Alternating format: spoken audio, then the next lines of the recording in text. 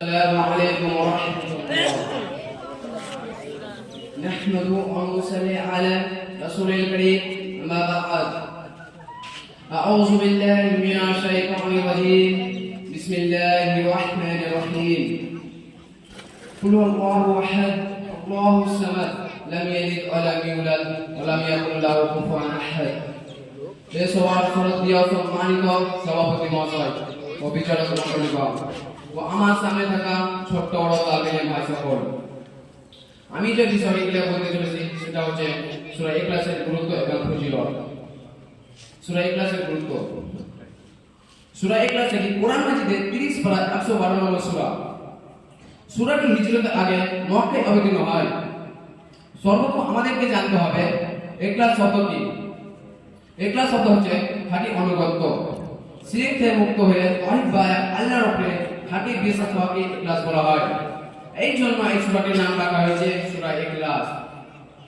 এই সূরা তানাজ্জুদ প্রসঙ্গে হযরত আনাস রাদিয়াল্লাহু আনহু বর্ণনা করেন, কয়েকজন ইহুদি নবী সাল্লাল্লাহু আলাইহি ওয়াসাল্লামের দরবারে এসে বলে, হে আবুল কাসিম, আল্লাহ তাআলা ফেরেশতাদেরকে নূর থেকে সৃষ্টি করেছেন এবং হযরত আদম আলাইহিস সালামকে মাটি এবং পৃথিবী থেকে পানি ফেনা এবং জিনকে আগুন দ্বারা সৃষ্টি করেছেন। এখন আপনার রব সম্পর্কে আমাদেরকে জানান, তিনি কোন বস্তু থেকে সৃষ্টি? রাসূল সাল্লাল্লাহু আলাইহি ওয়াসাল্লাম কোনো জবাব দিলেন না। তারপরে হযরত জিবরীল আলাইহিস সালাম সূরা ইখলাস নিয়ে আসে। আল্লাহ তাআলা বলেন, বিসমিল্লাহির রহমানির রহিম, কুল হুয়াল্লাহু আহাদ। এই নবী তুমি বলে দাও তিনি আল্লাহ এক, আল্লাহুস সামাদ, আল্লাহ কারো মুখাপেক্ষী নন, লাম ইয়ালিদ ওয়া লাম ইউলাদ, তিনি কাউকে জন্ম দেন এবং কেউ তাকে জন্ম দেয়নি, ওয়ালাম ইয়াকুল লাহু কুফুয়ান আহাদ, তার সমতুল্য কেউ নাই। এবার চলে আসছে সূরা ইখলাসের ফজিলত। নবী সাল্লাল্লাহু আলাইহি ওয়াসাল্লাম বলেন, সূরা ইখলাস কোরআনের 3 ভাগের এক ভাগ। সহিহ বুখারী হাদিস নম্বর 5015।